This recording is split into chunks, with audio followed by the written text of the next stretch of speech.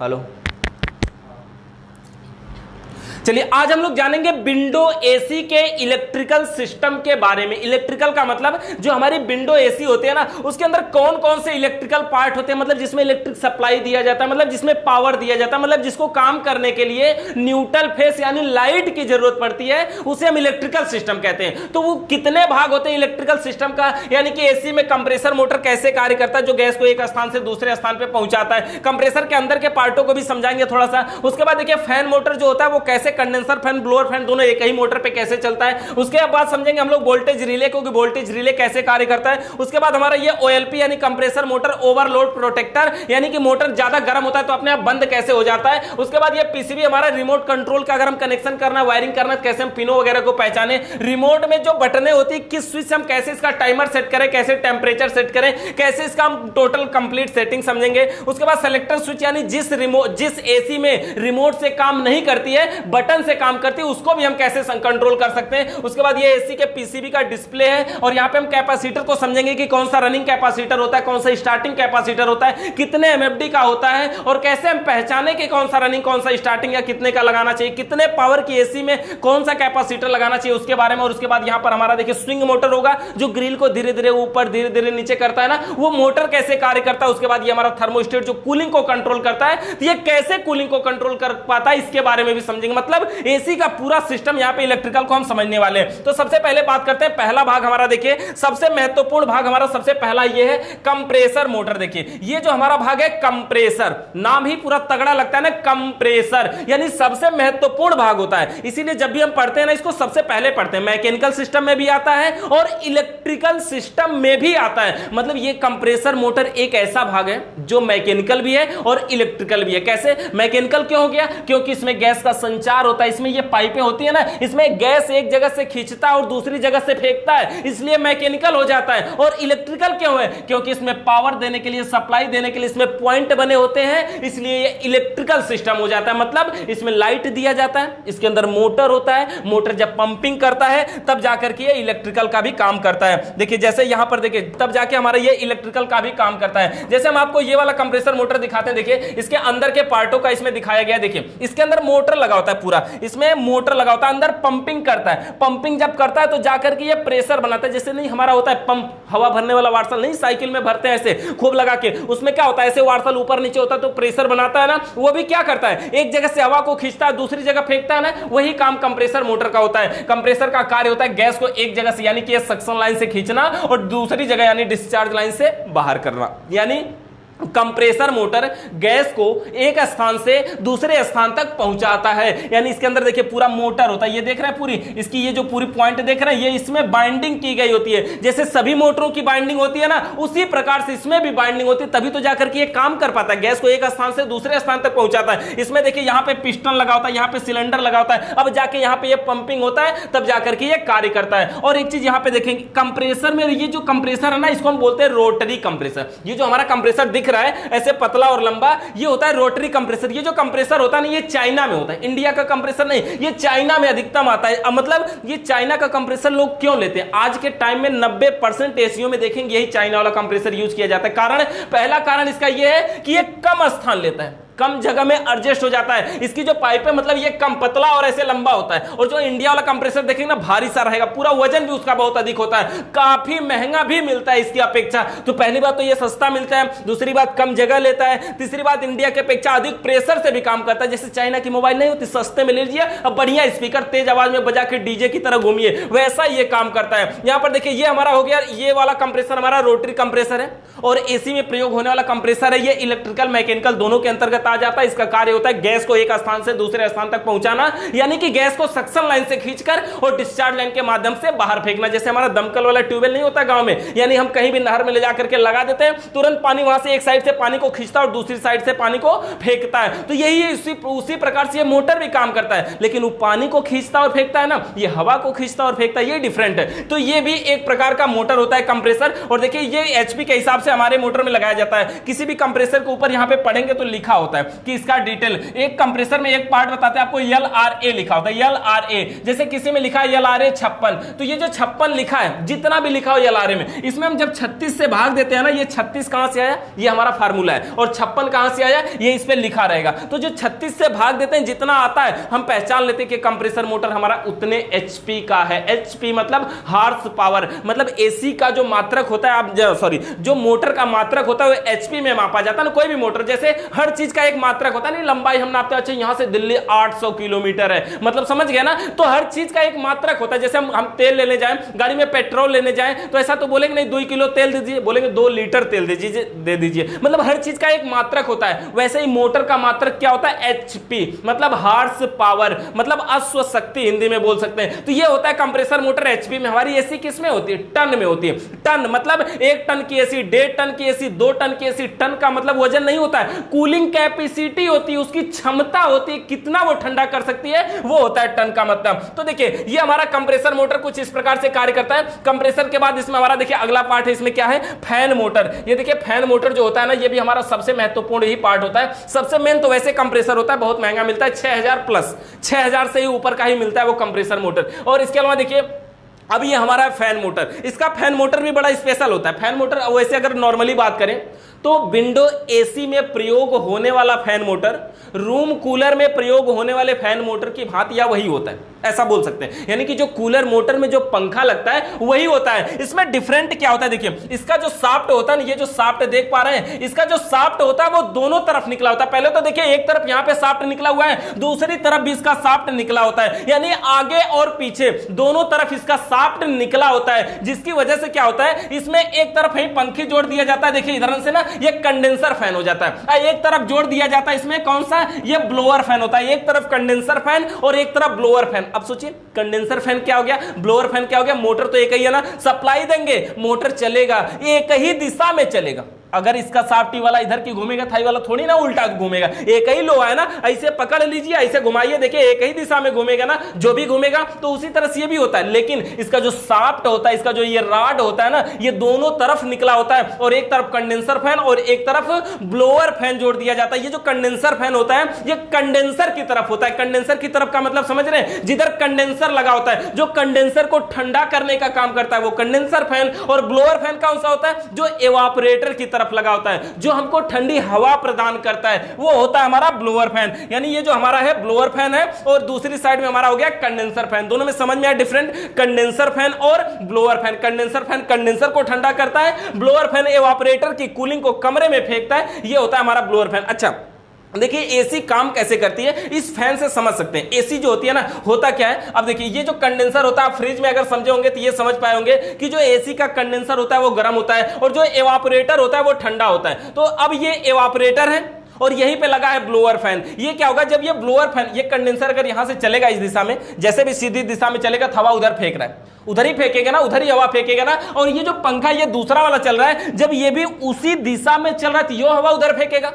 Confirm है ना, कि मतलब अगर ये कंडेंसर फैन, मान लीजिए कि ये मोटर एक दाहिने दिशा में ऐसे ऐसे घूम रहा है, तो ये हवा को आगे फेंकेगा। उसी तरह से अगर वो हवा को उधर फेंकेगा तो ये उधर फेंकेगा। तो होता क्या, यहां पे ऐसे शाफ्ट लगा के पैक होता है, पैक होता है। यहां से देखिए ऐसे, अगर हम इसको दूसरे कलर में आपको दिखाते हैं तो यहां से देखिए ऐसे करके ये पैक होता है। अब होगा क्या, इसमें होगा ये कि जब ये एवापोरेटर से जब ये ब्लोअर फैन चलेगा ना, ये भी हवा उधर फेंकने की कोशिश करेगा। जब हवा उधर फेंकेगा, आगे जाकर के है पैक है। अब जब पैक है, ये हवा आगे जाएगी नहीं, यही बगल में से रास्ता बना दिया गया होता है कि यही हवा एवापोरेटर से, यानी कि कमरे की हवा एवापोरेटर से टकरा के अंदर आती है, और आगे नहीं जा पाने के कारण वही हवा यहां से साइड से निकल जाती है। तो हम कहते हैं अभी ठंडा हो रहा है, एसी ठंडा हो रहा है। मतलब समझ गए, जैसे अगर देसी जुगाड़ लगाए, फराटा पंखा के आगे बोरा भिगो के टांग दे तो जो हवा निकलेगी वो ठंडी निकलेगी ना, सेम कंडीशन होता है। एवापोरेटर ठंडा होता है, एवापोरेटर के ठंडा होने की वजह से, मतलब एवापोरेटर के ठंडा होने की वजह से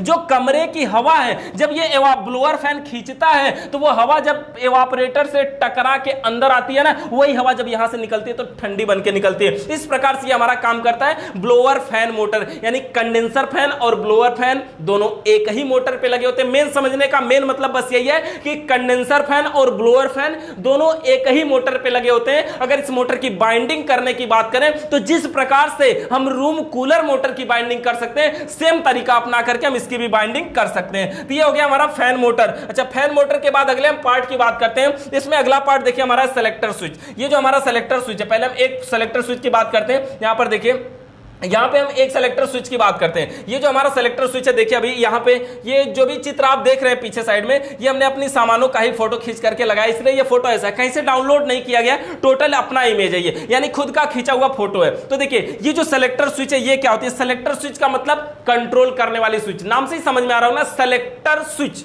सेलेक्टर मतलब सेलेक्ट करने वाली, मतलब एक पॉइंट को सेलेक्ट करने वाली जो स्विच होती है वो सेलेक्टर स्विच के नाम से जानी जाती है। अब देखिए ये जो सेलेक्टर स्विच होती है ना, ये कई प्रकार की आती है। यहां पर देखिए जो सेलेक्टर स्विच है, देखिए एक तो इसमें 5 पिन सेलेक्टर स्विच होती है, 6 पिन सेलेक्टर स्विच होती है, 10 पिन सेलेक्टर स्विच होती है, मतलब 10-10 पिन की सेलेक्टर स्विच होती है। लेकिन आज हम यहां से 5 पिन से स्टार्ट करेंगे और सबको समझ लेंगे कितने कितने पिन की होती है। देखिए ये जो होती है हमारी, ये जो हमारे पास इस समय दिख रही है आपको, ये 5 पिन सेलेक्टर स्विच है, मतलब 5 पिन वाली। आप देख सकते हैं इसकी, देखिए एक पिन देखिए इसमें, यहां एक पिन, ये हो गई इसकी दूसरी पिन, और यहां पे एक 3 है, और ये 4 है, और ये 5 है, यानी टोटल ये 5 पिन सेलेक्टर स्विच है, यानी 5 पिन वाली सेलेक्टर स्विच ये हो गई हमारी। अच्छा, देख रहे हैं यहाँ पे 5 पिन का सेलेक्टर स्विच है। इस पे जो लिखा होता है ना नंबर की अगर बात करें तो कोई भी सेलेक्टर स्विच हो, कितने भी पिन की सेलेक्टर स्विच हो, ऊपर साइड में यहाँ पे सबसे पहले तो 2 पिन मिलेगी ही मिलेगी, तार जोड़ने के लिए एक पिन यहां और एक पिन यहां, ये हो गया 2 पिन, यानी समझ गया ना, 2 पिन तार जोड़ने के लिए, एक पिन यहां है और दूसरी पिन यहां है, 2 पिन मिल गई सबसे पहले ऊपर। और ये दोनों होती क्या है? एक पिन पे लिखा होता है, अगर देख पा रहे होंगे तो इस पे भी लिखा हुआ दिख रहा है, ऐसे देखिए यही लाइन हम उसी पे चला रहे हैं, ये लिखा है यन और एक साइड यहां पे लिखा हुआ है यल, यानी इसमें 2 पिन है, एक का नाम होता है यन और एक का नाम होता है यल। और ये जो यन और यल होते हैं ना, ये दोनों अंदर से आपस में डायरेक्ट होते हैं, मतलब एक ही होते हैं, मतलब अगर एक में लाइट देके दूसरे को टच करेंगे ना तो तुरंत मार देगी, मतलब समझ गए ना। ये जो दोनों पिने होती हैं वो दोनों आपस में एक ही होती हैं। अब देखिए इसके अंदर अगर हम बात करें, यहां पे देखिए अभी ये यहां से थोड़ा सा सेलेक्टर स्विच को हम फिर से लेते हैं। यहां पे सेलेक्टर स्विच हमारा कहां गया? ये 5 पिन सेलेक्टर स्विच की हम बात कर रहे थे। देखिए ये हमारा सेलेक्टर स्विच है, और ये जो सेलेक्टर स्विच है, देखिए सबसे पहले हम इसमें क्या बता रहे थे आपको, ये जो यन और यल, ये जो 2 पॉइंट होते हैं, एक का नाम होता है यन, एक का नाम होता है यल। यन और यल अंदर से दोनों डायरेक्ट होते हैं, मतलब एक ही होते हैं, यानी दोनों टच होते हैं। एक में लाइट दे दीजिए, दूसरे से ले लीजिए, कोई फर्क नहीं पड़ता। उसके अलावा ये जो नीचे के 3 पिने देख रहे हैं आप ना, एक पिन यहां पे है, ये देखिए दूसरी पिन की जगह खाली है, इसमें पिन नहीं है, ध्यान दीजिएगा, और एक पिन यहां पे है और एक पिन यहां पे, टोटल 3 पिन नीचे। 3 पिन में क्या लिखा है? इसमें इस नंबर पे लिखा होता है 3।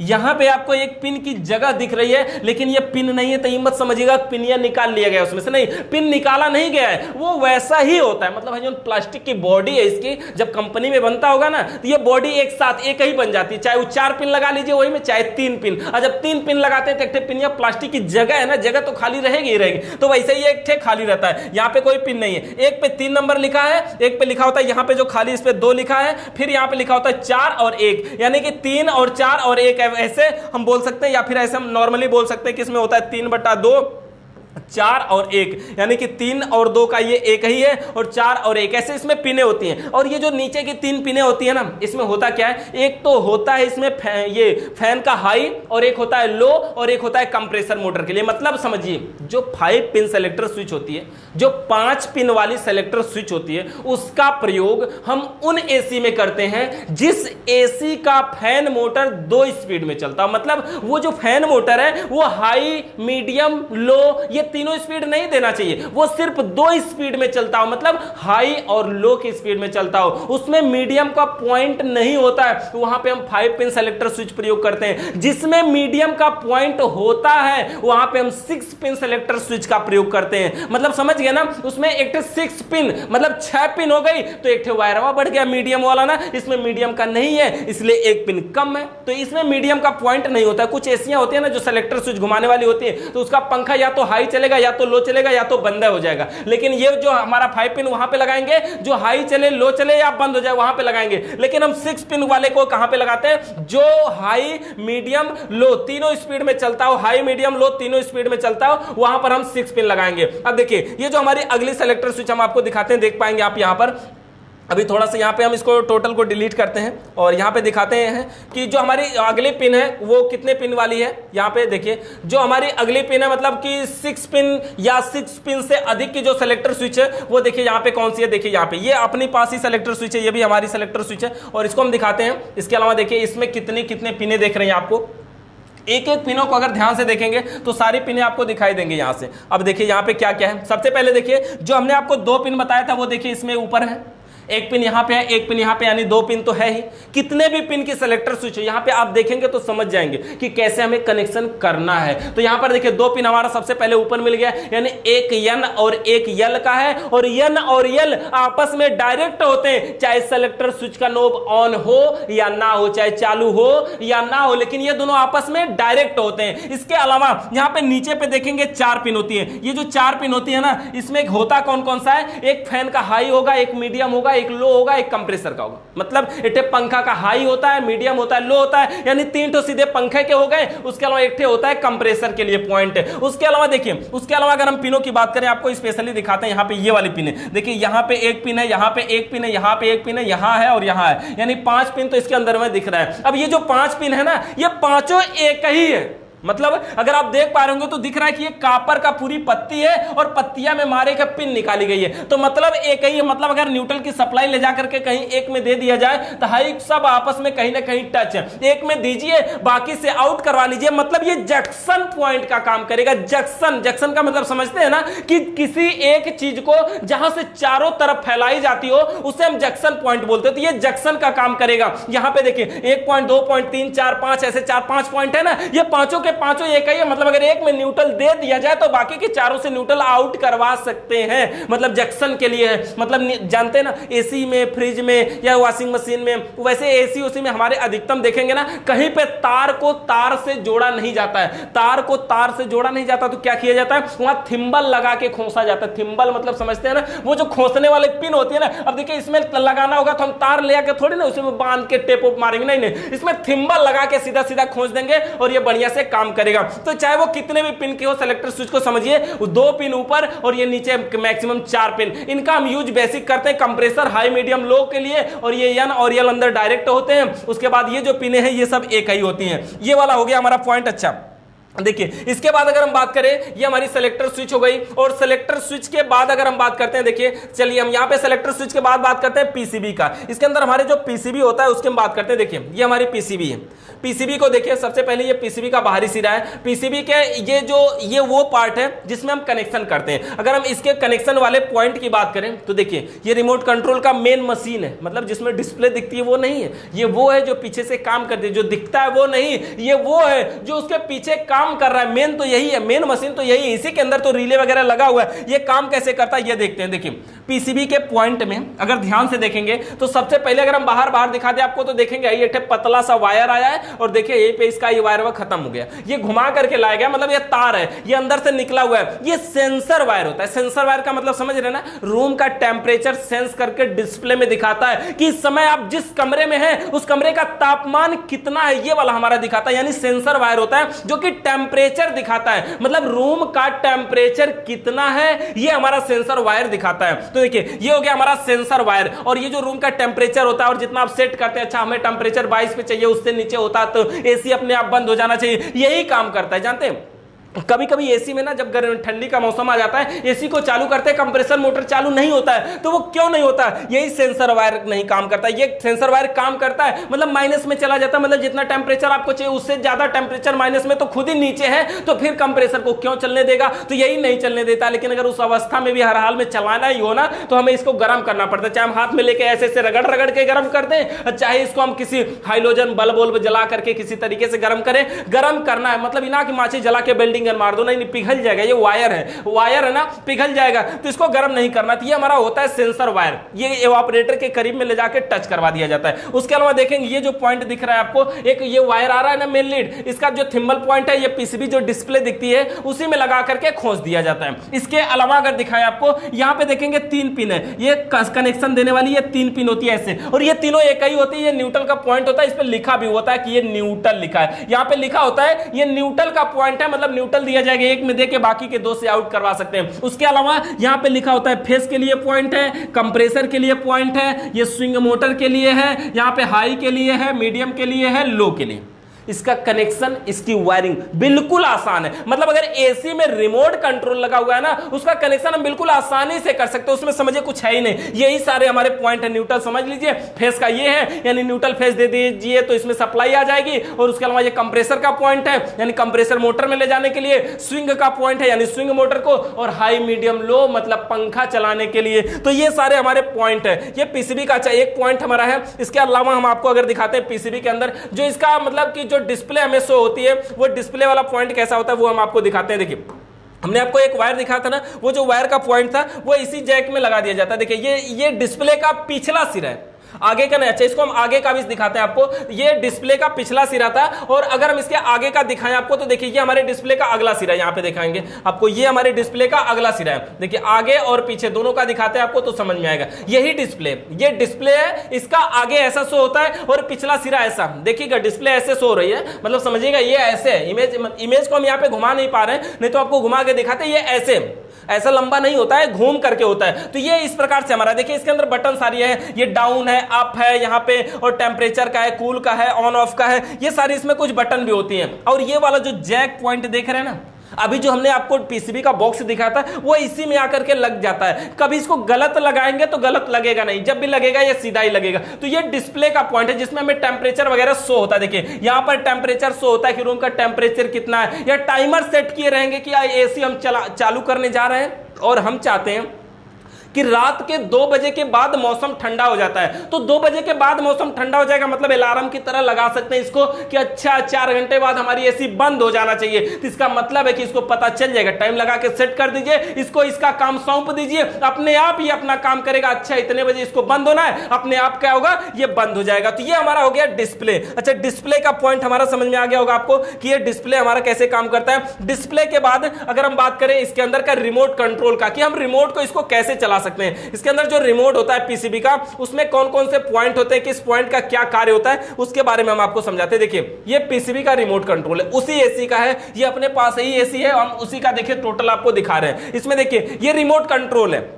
बटन को इसको समझाते हैं कि कौन कौन सी इसमें स्विच होती है, कौन कौन सी सेटिंग बिगड़ जाती है, कैसे आप इसको सही कर सकते हैं। सबसे पहले देखिए एक तो लाल वाली बटन है, रंग से समझ में आ जा रहा होगा कि रेड कलर का है, मतलब पावर, मतलब ऑन ऑफ करने के लिए ये रेड वाली बटन का यूज कर सकते हैं। यानी कि अगर आप इस रेड वाली बटन को एक बार प्रेस करते हैं पूरा सिस्टम बंद हो जाएगा, दोबारा से प्रेस करते हैं अपने आप चालू भी हो जाएगा। मतलब समझ रहे हैं ना, ऑन ऑफ के लिए बटन जैसे टीवी में रिमोट में होता है ना कोने में, वैसे इसमें नीचे ऊपर में, वैसे अधिकतम जगह पे देखते हैं आप इस कोने में दिया रहता है, यहां कोने में दिया रहता है, लेकिन इसमें नीचे दिया है, कोई बात नहीं है। देखिए सबसे पहले ऑन ऑफ हो गया, उसके बाद एक बटन है, देखिए इस पे लिखा है स्विंग, शायद आपको नहीं दिख रहा हो या दिख भी रहा होगा, यहां पे लिखा है स्विंग, SWING, मतलब स्विंग। मतलब स्विंग का मतलब ये हो गया, ये स्विंग मोटर के लिए जाएगा। ये कहां जाएगा, स्विंग मोटर के लिए। मतलब कि जो स्विंग मोटर होता है ना, अभी आगे हम समझेंगे स्विंग मोटर क्या होता है। ये होता है ग्रिल को ऐसे ऊपर नीचे चलाता है, पंखा कोई चलता है तो देखते हैं ऐसे धीरे धीरे ऊपर जाएगा, फिर धीरे धीरे नीचे आएगा, फिर धीरे धीरे ऊपर जाएगा। कुछ में ऊपर नीचे होता है, कुछ में तो ये ऐसे दाहिने बाएं होता है, धीरे धीरे दाहिने बाएं। इस मोटर का जो आरपीएम होता है, मतलब राउंड प्रति मिनट होता है, वो 4 से 6 होता है। मतलब 1 मिनट में 4 से 6 बार ये ऊपर नीचे जाएगा, ऐसे जाएगा फिर आएगा। मतलब समझ रहे ना, 1 मिनट में अगर 4 बार जा रहा है तो एक चक्कर जाने में इसको कितना टाइम लगेगा, इसको एक चक्कर जाने में 15 सेकंड का टाइम लग जाएगा। मतलब बहुत स्लो गति से चलता है। अगर इसका आरपीएम बढ़ा दिया जाए स्विंग मोटर का, कैसे होगा, ऐसे ऐसे चलेगा, समझ रहे हैं, ऐसे ऐसे चलेगा तो हवा देगा ही नहीं। फराटा पंखा घूमता है तो देखते हैं ऐसे धीरे धीरे, इधर से उधर, फिर इधर से उधर, दाएं धीरे धीरे। मतलब समझ रहे ना, अगर ये जल्दी जल्दी ऐसे ऐसे घूमे तो हवा ही किसी को नहीं लगेगी। ये स्विंग मोटर के लिए, क्या आप उसको चलाना चाहते हैं जो धीरे धीरे हवा को दिशा देता है? अगर हाँ तो आप इसको प्रेस करेंगे। ऑन ऑफ करने के लिए दोनों के लिए यही है। इसके अलावा देखिए यहां पर एक फैन के लिए स्विच है। ये जो फैन वाली स्विच है ना, समझिए फैन वाली स्विच का काम क्या होता है, ये पंखा को सिर्फ on off high medium low सब कुछ करती है। यानी फैन के लिए सिर्फ एक ही स्विच होती है, एक बार प्रेस करेंगे लो, फिर हाई, फिर मीडियम, यानी लो मीडियम हाई, लो मीडियम हाई, लो मीडियम हाई, यही होता रहेगा। बार बार प्रेस करने से पोजीशन उसकी चेंज होती रहेगी। फैन के लिए एक ही बटन है। ये देखिए कूल बटन है। कूल बटन क्या होता है? एसी जानते हैं, जब हम एसी को चालू करते हैं ना, तो चालू करते ही उसका कंप्रेसर मोटर स्टार्ट नहीं हो जाता है। शुरू में केवल पंखा चलता है। पंखा मतलब हाई मीडियम लो किसी न किसी एक स्पीड पे चलता ही रहेगा। तो शुरू में केवल उसका पंखा चलता है, लेकिन कंप्रेसर नहीं चलता। कंप्रेसर कब चलता है? 3 मिनट के बाद। यानी एसी की वायरिंग अगर रिमोट कंट्रोल यानी पीसीबी के साथ की गई है, तो एसी को जब हम चालू करेंगे तो 3 मिनट के बाद चालू होगा। मतलब समझ गया ना कि 3 मिनट के बाद ये हमारी एसी चालू होगी। तो अगर हम चाहते हैं नहीं हम 3 मिनट इंतजार नहीं करेंगे, मेहमान आए, हम तुरंत चालू करना चाहते, 3 मिनट कौन इंतजार करने जाएगा, तब हम क्या करेंगे? ये जो कूल वाली बटन है इसको हम एक बार प्रेस करेंगे और उसके बाद एक क्विक स्टार्ट है।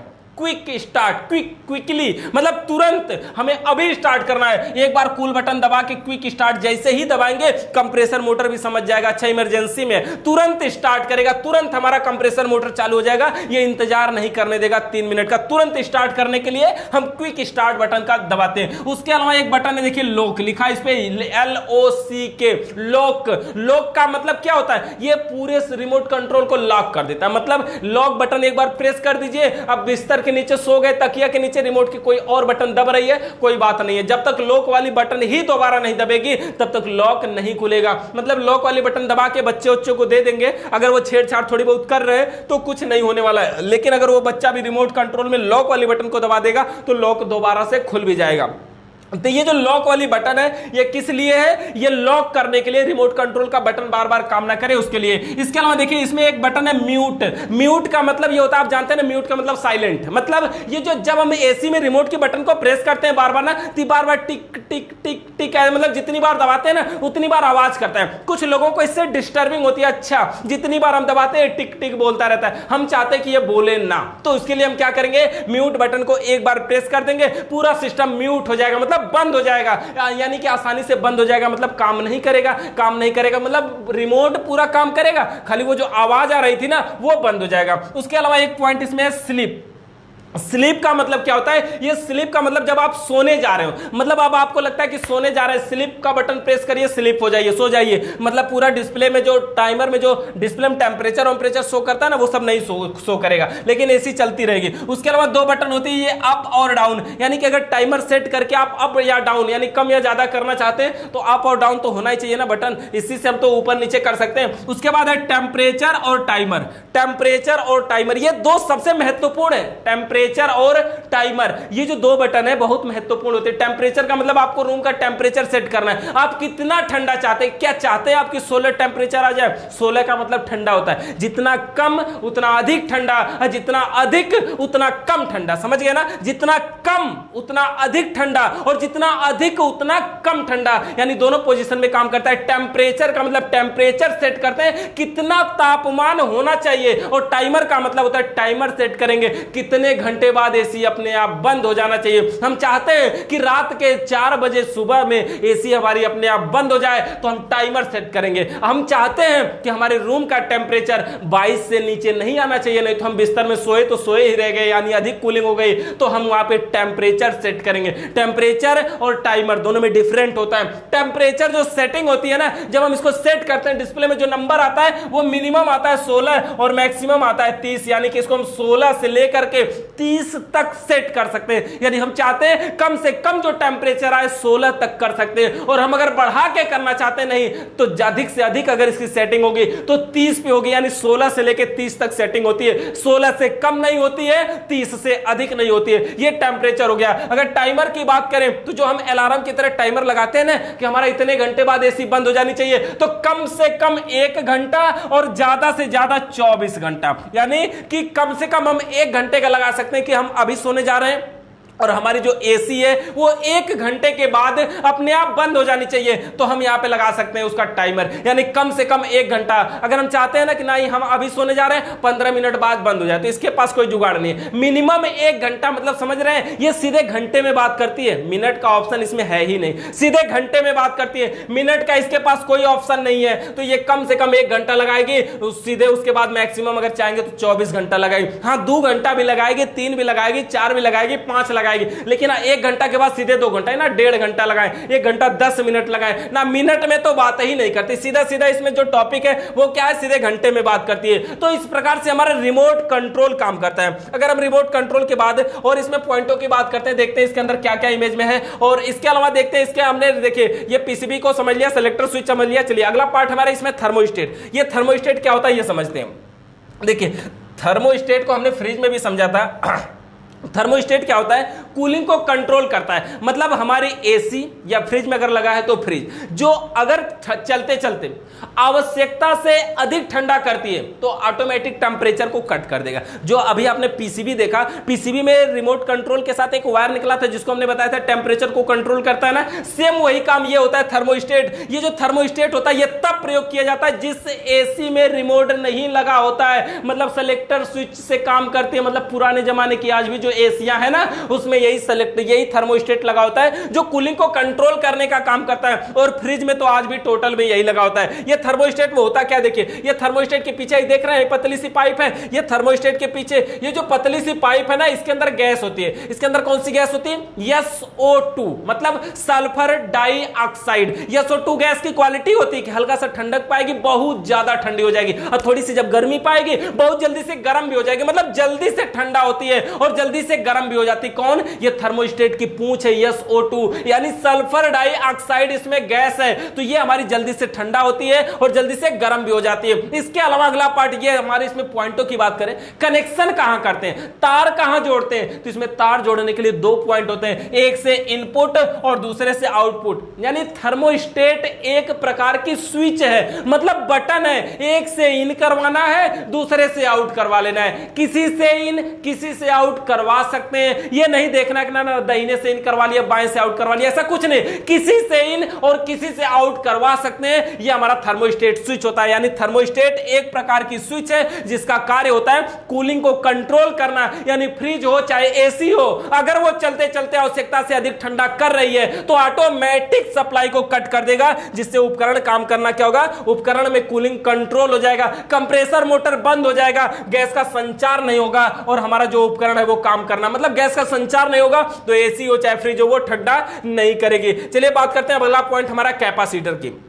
देखिए जो कैपेसिटर है ना वो हम कई कैपेसिटर प्रयोग करते हैं। कैपेसिटर जो है वो हम देखिए कई कैपेसिटर प्रयोग करते हैं। यहां पर हम कुछ कैपेसिटर को लेते हैं। सबसे पहले देखिए ये जो कैपेसिटर है देख पाएंगे, और इसके अलावा इसमें हम और कैपेसिटर ऐड करते हैं, तब आपको 2-3 कैपेसिटर एक साथ दिखा के समझाते हैं तो समझ में आसानी होगी। कैपेसिटर जो होता है एसी में जो हम प्रयोग करते हैं वो रनिंग और स्टार्टिंग दोनों करते हैं, यानी रनिंग कैपेसिटर भी यूज करते हैं और स्टार्टिंग कैपेसिटर भी यूज करते हैं। रनिंग कैपेसिटर और स्टार्टिंग कैपेसिटर दोनों यूज करते हैं। रनिंग कैपेसिटर का कार्य मोटर में क्या होता है, किसी भी मोटर को लगातार रन कराना, मतलब चलाना, रनिंग कैपेसिटर का कार्य होता है। और स्टार्टिंग कैपेसिटर का कार्य क्या होता है, मोटर को स्टार्टिंग के समय झटका देकर स्टार्ट करना, यानी मोटर को स्टार्टिंग के समय झटका देकर स्टार्ट करना, यह स्टार्टिंग कैपेसिटर का कार्य होता है। अब देखिए यहां पे हमने 3 कैपेसिटर को ऐड कर दिया। अब देखिए ये जो कैपेसिटर है, देखिए तीनों कैपेसिटर हमारा, ये देखिए ये जो हाथ में लिए हुए है ना, ये हमारा याद पीछे भी दिख रहा है, यानी फोटो खींच करके पहले और बाद में फोटो को ऐड किया गया है। यहां पे देखिए ये जो कैपेसिटर है, यहां पर देखिए कैपेसिटर सबसे पहले हम बेसिक समझते हैं, जो नॉर्मल हमारा कैपेसिटर है। देखिए ये जो कैपेसिटर देखिए 36 एमएफडी का है, 36 एमएफडी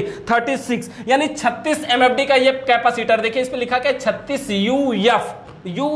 कुछ लोग ऐसा भी मानते हैं ना कि जिस कैपेसिटर पे यूएफ लिखा है वो रनिंग कैपेसिटर होता है और जिस पे एमएफडी लिखा है वो स्टार्टिंग कैपेसिटर, वो भी एक पहचान है लेकिन 100% नहीं। हमने बहुत सारे कैपेसिटर में देखा है कि सब जगह रनिंग में भी एमएफडी लिखा हुआ मिलता है, तो ऐसा नहीं है। यूएफ या एमएफडी को हम विशेष नहीं मान सकते, लेकिन 90-95% तक ये ऑप्शन सही है। उसके अलावा देखिए ये जो हमारा कैपेसिटर, देखिए ये स्टार्टिंग कैपेसिटर, ये वाला जो कैपेसिटर है ये हमारा स्टार्टिंग कैपेसिटर है।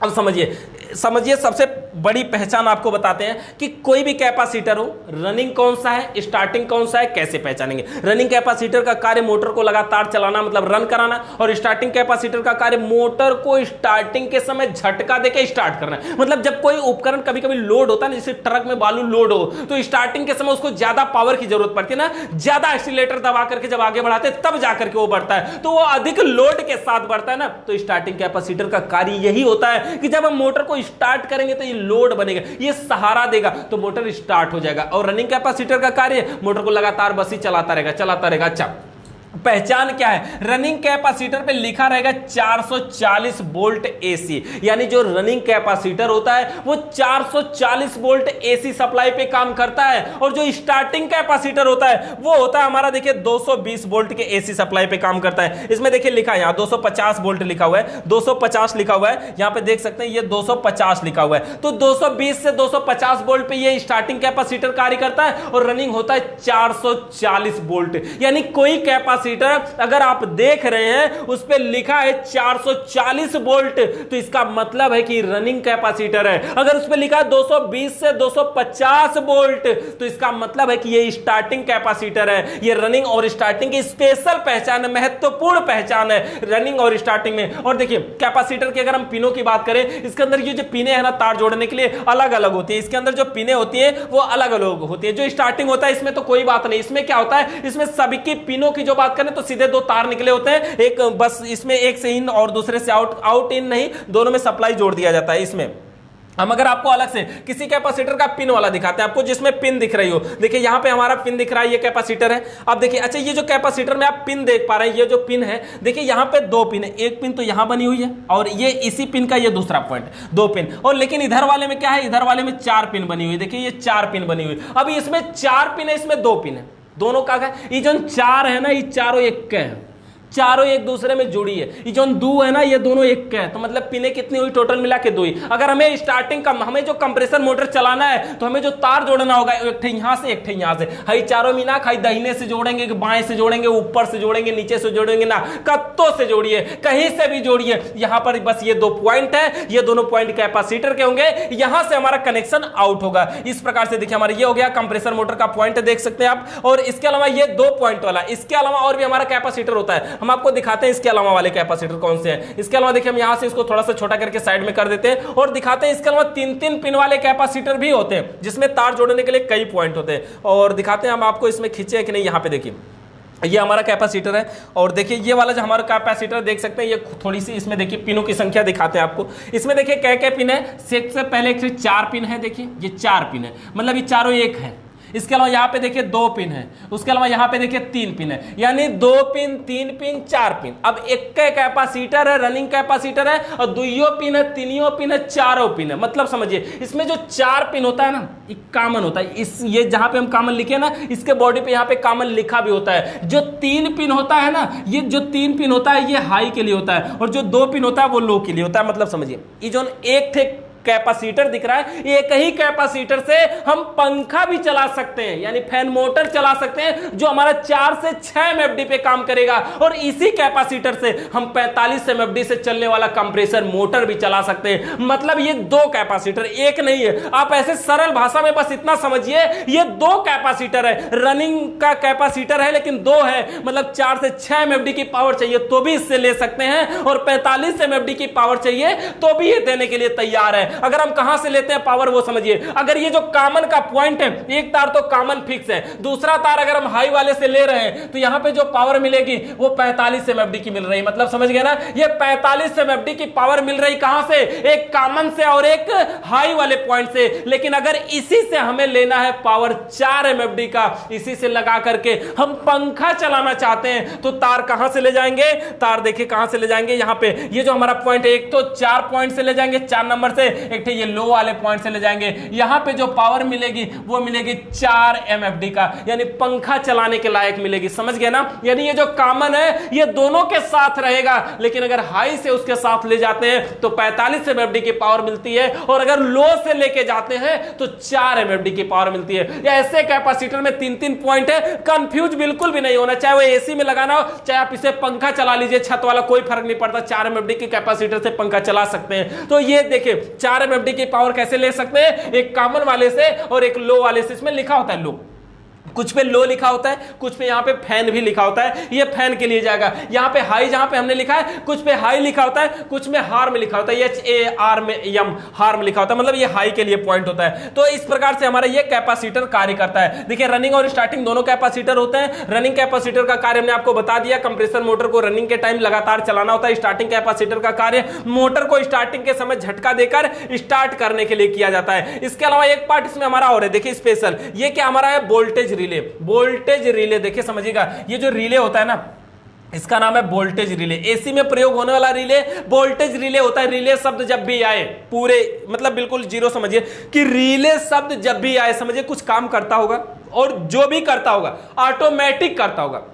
यानी रिले कुछ ना कुछ काम करता है, और जो भी करता है ऑटोमेटिक करता है। मतलब समझ रहे हैं ना, अगर देखिए इन्वर्टर में भी रिले लगा होता है, इन्वर्टर में रिले क्या करता है, लाइट आती है तो अपने आप लाइट से कनेक्ट कर देता है, लाइट के कटते ही इन्वर्टर से सप्लाई देता है। वो कौन करता है, रिले ऑटोमेटिक कर रहा है ना। जैसे देखिए ट्यूबलाइट में पहले राड में हम 60 मारते थे ना, ऐसे 60 मारते थे तो राड हमारा चालू हो जाता। तो शादी विवाह में ना बहुत सारा, बचपन में ना सब लोग, हम लोग भी ना क्या करते, किसी के घर में लाइट शादी वादी हो ना, शाम को जनरेटर चालू होते ही, यानी मिस्त्री के आने पहले में लड़के 60 मार के भगो वहां से, मतलब समझ गया ना। तो वो 60 मारते थे, आज वो 60 मारने का काम ऑटोमेटिक हो रहा है। तो कौन कर रहा है, रिले कर रहा है। रिले शब्द जब भी आए समझ लीजिए ये जो भी करता होगा ऑटोमेटिक करता होगा। यानी रिले ये हमारा वोल्टेज रिले है। वोल्टेज रिले में जो पिने होती है, देखिए वैसे थोड़ा सा जंग लग गया था, ये हमारा ही रिले है ना, हमने बताया आपको टोटल इमेज अपना है। तो ये यहां से क्या हो गया, थोड़े से पुराना दिख रहा था, लेकिन समझिए यहां पे होता क्या है। इसमें देखिए, इसमें जो होता है यहाँ पे पिने होती है, 1 पिन 2 पिन 3 पिन 4 पिन। सबसे पहले बताते हैं इसमें नंबर लिखा होता है। देखिए यहाँ लिखा है, ये 5 नंबर है, 4 नंबर है, यहाँ पे 2 नंबर है और 1 नंबर है।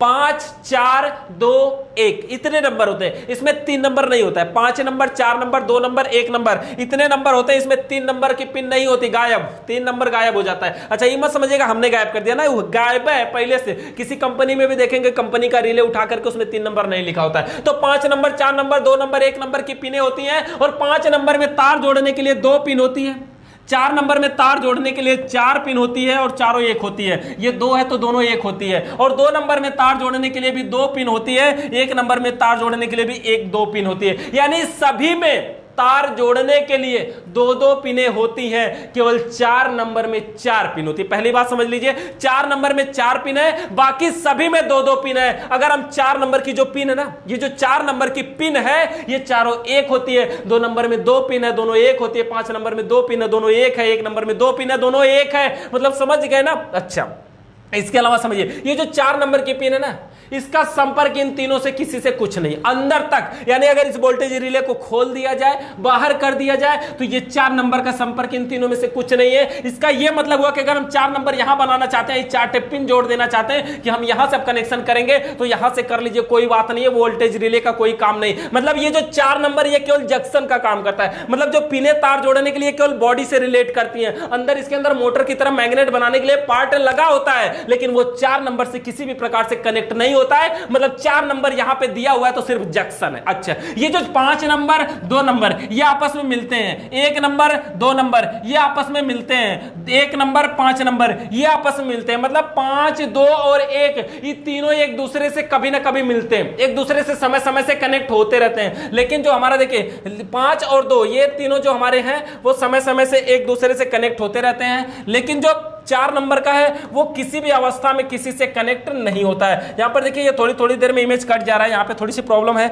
लेकिन कोई बात नहीं, हम इसको एडजस्ट करते हैं। यहां पर देखिए हमने फिर से कर लिया, और यहां पे देखिए हमने आपको बताया यहाँ पे 2 पिन है, यहाँ पे 4 पिन है, टोटल यहाँ पे 4 पिन है, यहाँ पर भी 2 पिन है, यहाँ पर भी 2 पिन है। इसमें 5 नंबर है, 4 नंबर है, 2 नंबर है और 1 नंबर है, ये पिने हैं। अब देखिए 5 नंबर 2 नंबर 1 नंबर का आपस में संपर्क होता है, 4 नंबर का किसी से कोई संपर्क नहीं होता। हो गया। चलिए इसी प्रकार से हमारा वोल्टेज रिले कार्य करता है। अगर हम वोल्टेज रिले के कार्य की बात करें कि वोल्टेज रिले क्यों लगाया जाता है, तो वोल्टेज रिले का कार्य होता है कि रनिंग और स्टार्टिंग। मतलब समझिए एसी में जब वोल्टेज रिले लगता है ना, तो 2 कैपेसिटर लगता है, एक रनिंग कैपेसिटर और एक स्टार्टिंग कैपेसिटर वोल्टेज रिले का कार्य होता है रनिंग और स्टार्टिंग कैपेसिटर के साथ मिलकर कंप्रेसर मोटर को झटका देकर स्टार्ट करना, यह कैपेसिटर का वोल्टेज रिले का कार्य होता है। मतलब समझ गए ना, वोल्टेज रिले लगेगा तो दो कैपेसिटर लगाना जरूरी है, यानी वोल्टेज रिले का कार्य होता है रनिंग और स्टार्टिंग कैपेसिटर के साथ मिलकर कंप्रेसर मोटर को स्टार्ट करना, वोल्टेज रिले का कार्य। तो इस प्रकार से जो हमारे विंडो एसी के इलेक्ट्रिकल सिस्टम होते हैं, जो महत्वपूर्ण सिस्टम है, वो कार्य करते हैं। अगर किसी भी